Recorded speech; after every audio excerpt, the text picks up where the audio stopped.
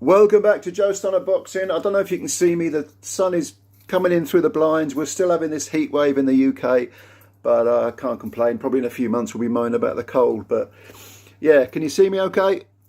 The screen looks all sort of... Anyway, let's talk boxing. Teofimo Lopez scores a 7th round TKO over Pedro Campa. Now, I thought this was a very, very good performance by Lopez. What a contrast between this performance, everything he did in the ring, his mentality, his attitude, the emotion of it.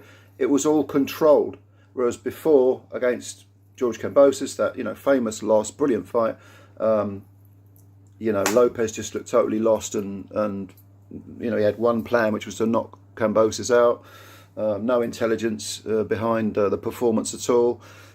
Absolutely dreadful corner work from his father. But this time it was the polar opposite, and well done to Teofimo Lopez. I thought this was a really good performance, controlled performance. Let's talk a bit about Pedro Campa first of all, because this was not a gimme fight. Had Lopez not been on his A game, and he most certainly was on his A game, Pedro Campa could have caused Lopez a lot of problems, because he came in with a 34 wins, 1 defeat and 1 draw record.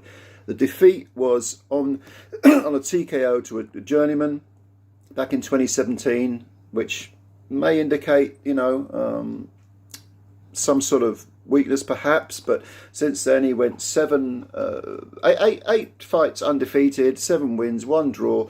But again, the draw was to a kind of a journeyman or gatekeeper type. I don't think he fought badly against Lopez at all.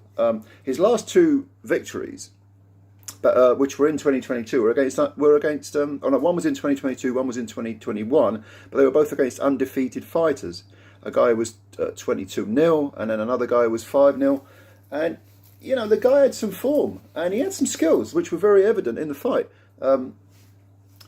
So the fight begins. Lopez comes out, and immediately he's doing what I would call back foot aggression, which is he's moving a bit, just staying out of range a little bit, trying to draw Campa into range and throw his punches.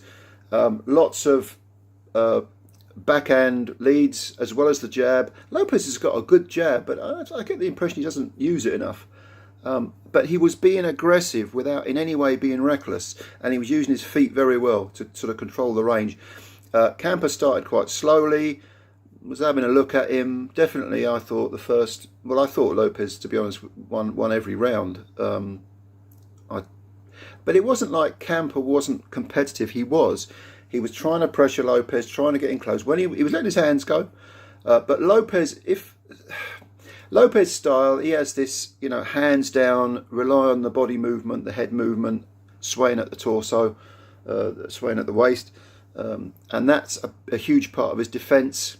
Campo couldn't take advantage, although he did threaten, he did land some punches, but I thought Lopez was really on it, very, very sharp. His punches were sharp, throwing both hands. Not much body work going on, which I never like to see a lack of body work. I always think, the guy's got a body, whack to the body as well, mix it up. Because if anything, even if the punches aren't really hurting the opponent, they're making him think, where's the next punch coming from? Body, head, The advantage of hanging your hands low is that the punches that, say for example, the jab will come from a place which is out of the periphery of the vision. So there is that advantage. Carl Frotz used to do that a lot.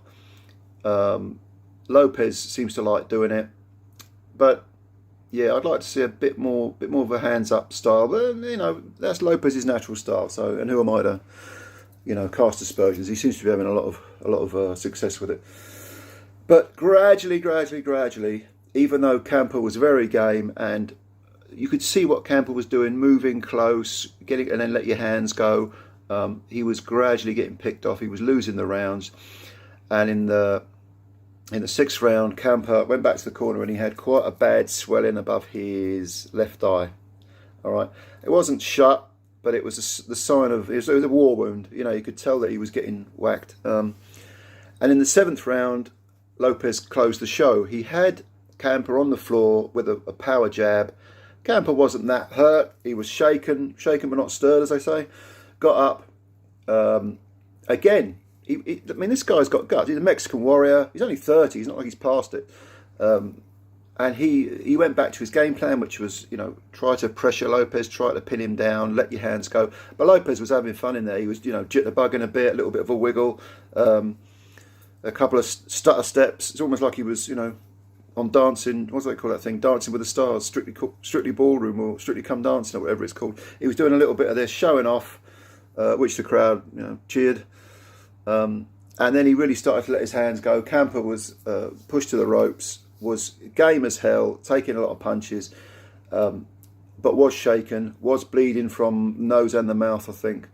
And Lopez put the pressure on consistently, and the referee stepped in and stopped the fight with Campa still on his feet. I'm glad Campa finished on his feet because he deserved that. But this was a very, very good performance by Lopez. Very, very impressed.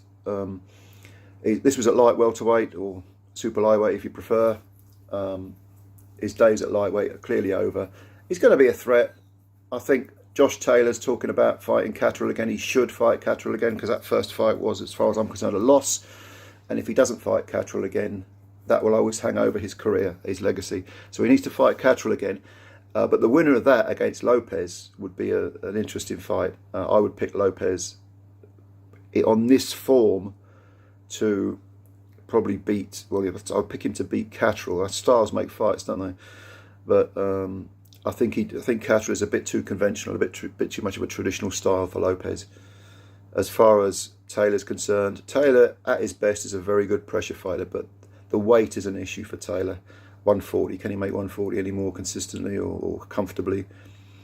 I don't know about that. But yeah, some good fights out there for Lopez. And on this form, if he stays focused. By the way, there was even some half decent advice in the corner from Daddy, good old senior. Maybe he's learned his lesson. I hope they've learnt their lesson from that farce against Kambosis, because this is a talented kid, a really good fighter. And one defeat, of course, you know, if you've watched my videos before, you know I don't care about defeats. They're learning processes, or they can be learning processes. Teofimo Lopez is only 25.